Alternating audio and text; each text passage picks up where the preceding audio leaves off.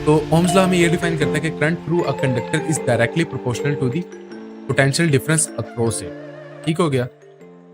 आगे ब्रैकेट में वो छोटी सी बात करता है, providing that the physical states remain same, यानी कि टेम्परेचर जो है वो सेम रहता है, ठीक है, ह्यूमिडिटी उसमें कोई चेंज है, जो भी फिजिकल कंडीशन है वो दोनों केसेस में सेम हो, यानी कि एक दफ़ा हाई पोटेंशियल की केस में और एक दफ़ा लो पोटेंशियल की केस में, तो जो पोटेंशियल डिफरेंस जैसे ही इंक्रीज होगा हमारे पास जो करंट है वो डायरेक्टली प्रोपोर्शनल होगा, सॉरी वोल्टेज जो है हमारे पास डायरेक्टली प्रोपोर्शनल होगा करंट आई का। अब प्रोपोर्शनैलिटी खत्म करें तो हमारे पास आर आ जाएगा। आर बेसिकली यहाँ पे प्रोपोर्शनैलिटी कांस्टेंट है और आर को हम कहते हैं रेजिस्टेंस, यानी कि बेसिकली हमारे पास रेशियो है वी ओवर आई।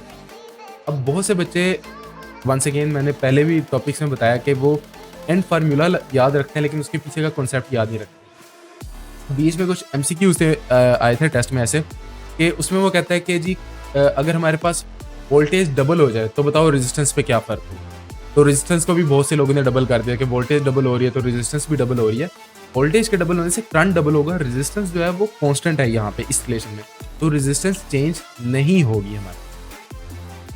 एक और एग्जांपल अगर हम लैब में देखें तो हमारे पास, आपको पहले भी ये बताया मैंने, अगर हम पोटेंशियल है तो मैं पोटेंशियल चेंज कर रहा हूँ तो मेरे पास देखो चार्जेस की जो स्पीड है वो बढ़ रही है, यानी कि charge passing through area cross section area per unit time जो है हमारे पास वो बढ़ रहा है। जैसे जैसे मैं वोल्टेज बढ़ा रहा हूँ, जैसे जैसे मैं वोल्टेज कम कर रहा हूँ मेरे पास कम हो रही है, यानी कि वी और आई का डायरेक्ट रिलेशन। सो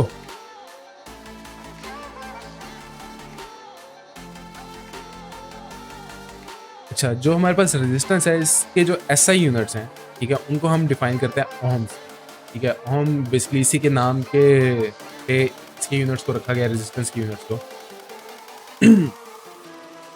अब रेजिस्टेंस को अगर हम एक और नज़र से देखें, जैसे कि मैंने आपको बताया कि वी ओवर आर हमारे पास रेजिस्टेंस होता है, तो अगर हम आई और वी का एक जो है हम ग्राफ ड्रॉ करें, ठीक है, ये फॉर एग्जांपल लाइन है, ये जा रही है यहाँ तक, यहाँ से लेके, ठीक है, यहाँ तक ये एक स्ट्रेट लाइन है और उसके बाद ये बेंड हो गया।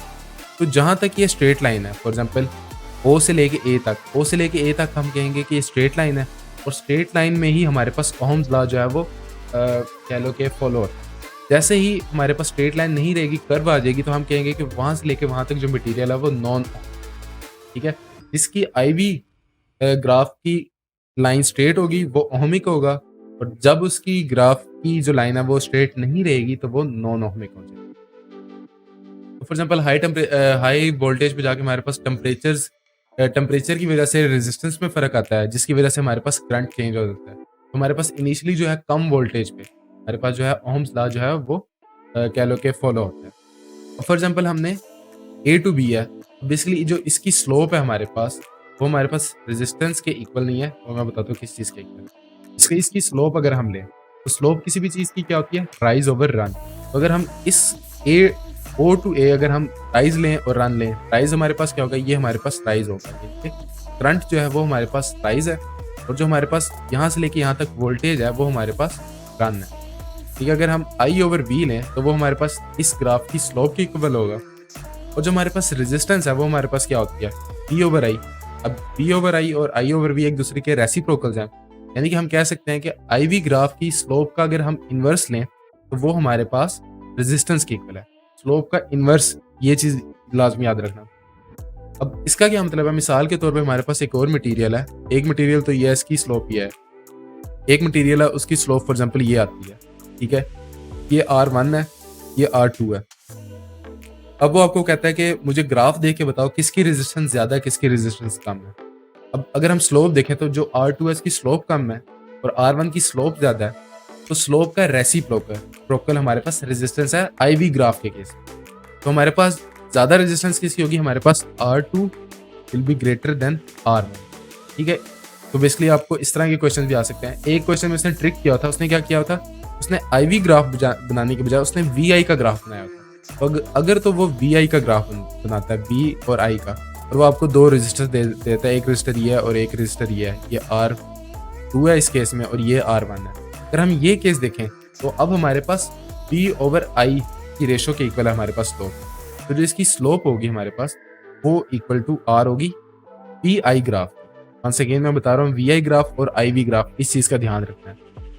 तो आपको पता होना चाहिए कि स्लोप बेसिकली होती है क्या, राइज ओवर रन। अगर आपको वो बताए तो आप यहाँ से ड्राइव भी कर सकते हो। तो इस केस में हमारे पास जो रेजिस्टेंस ऑफ R1 है वो ग्रेटर देन R2 होगी। ठीक हो गया। खैर अच्छा, अब जो बेसिकली हमारे पास आई वी ग्राफ की स्लोप है, हम उसे एक और चीज़ का नाम देते हैं, हम उसे कंडक्टेंस भी कहते हैं। ठीक है, कंडक्टेंस यानी कि अगर हमारे पास इसकी स्लोप कंडक्टेंस है, हमारे पास जो रेजिस्टर है वो कंडक्टेंस का रेसिप्रोकल है। ठीक है, तो हम रेजिस्टर को इस फॉर्म में भी डिफाइन कर सकते हैं, resistance is the reciprocal of conductance. इसको हम आगे चल के भी इन डेप्थ देखेंगे।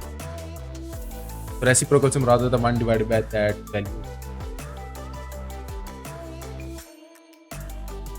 अब कुछ नॉन ओहमिक हमारे पास मटेरियल्स हैं, जिनमें से एक आता है सेमीकंडक्टर। ठीक हो गया। पहले मैंने आपको बता दिया कि पिछले केस में हमारे पास, अगर हम पिछला केस देखें तो जब तक स्ट्रेट लाइन है तब तक ओहमिक है, जैसे ही स्ट्रेट लाइन कर्व हो जाएगी या स्ट्रेट लाइन नहीं रहेगी वहां पे वो नॉन ओहमिक है। नॉन ओहमिक की एक और एग्जांपल आती है जो कि है सेमीकंडक्टर। सेमीकंडक्टर्स को वंस अगेन हम इन डेप्थ आगे चल के इलेक्ट्रॉनिक्स के चैप्टर में भी देखेंगे। लेकिन अगर हम उनका आईवी ग्राफ देखें तो वो हमें कुछ वियर्ड सा बिहेवियर, अभी हमें वियर्ड लग रहा है, लेकिन जब हम सेमीकंडक्टर्स को इन डेप्थ पढ़ेंगे तो हमें ये समझ आएगा कि ये ऐसा बिहेवियर क्यों शो करता है। तो बेसिकली अगर तो पॉजिटिव पोलैरिटी हो तो हमारे पास जो है रेजिस्टेंस शुरू में बहुत ज़्यादा होती है, अनटिल एक पॉइंट रीच होता है यहाँ पे जिसे हम वी नॉट कहते हैं। उसके बाद से हमारे पास जो करंट है वो शूट कर जाता है। तो बेसिकली अब ये जो है कहीं पे भी स्ट्रेट लाइन नहीं है, हम इसे कहेंगे ये नॉन ओहमिक है। जबकि नेगेटिव पोलैरिटी की तरफ हमारे पास जो है वो करंट तकरीबन ना होने के बराबर कंडक्ट करता है, तो वो हमारे पास इस तरह पैरेलल लाइन चलती जाती है अप टू इन्फिनिटी। तो सेमीकंडक्टर्स ये बिहेवियर शो करते हैं और इन्हें हम इसलिए नॉन ओहमिक कहते हैं। क्यों? क्योंकि ये स्ट्रेट लाइन फॉलो नहीं करते।